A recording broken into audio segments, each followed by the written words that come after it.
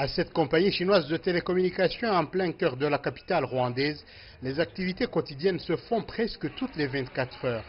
Pendant le confinement, l'Internet est devenu l'un des éléments essentiels à la vie, mais le plus important chez cet employé, c'est le fait que la compagnie chinoise pour laquelle il travaille a maintenu les contrats pour tout son personnel.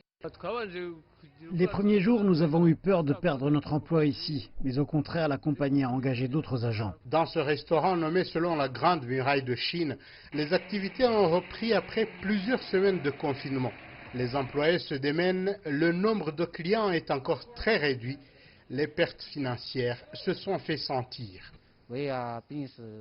C'est comme si nous devions recommencer à zéro, nous gagnons très peu et nous devons couvrir les pertes. Nous n'avons qu'à espérer que tout ira bien à l'avenir et que l'économie rwandaise se rétablira au plus vite. Les médias locaux n'ont pas cessé de publier des articles sur cette situation économique qui a forcé bon nombre de compagnies nationales et internationales à résilier les contrats de leurs employés. Les compagnies chinoises au Rwanda ont fait exception. Je remercie le directeur général qui nous a soutenus durant le confinement, même si c'était difficile pour lui de payer les salaires. Mais quand même, il a pu subvenir à certains de nos besoins en tant que ses employés. Les Chinois ont connu une perte énorme ici, tout comme nous.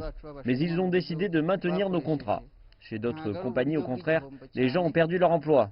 Le Rwanda est toujours réticent quant à l'idée d'un déconfinement total, mais ouvre progressivement son économie. En date du 1er juin, le moyen de transport le plus utilisé par les Rwandais, le taxi-moto, se reverra sur les routes du pays.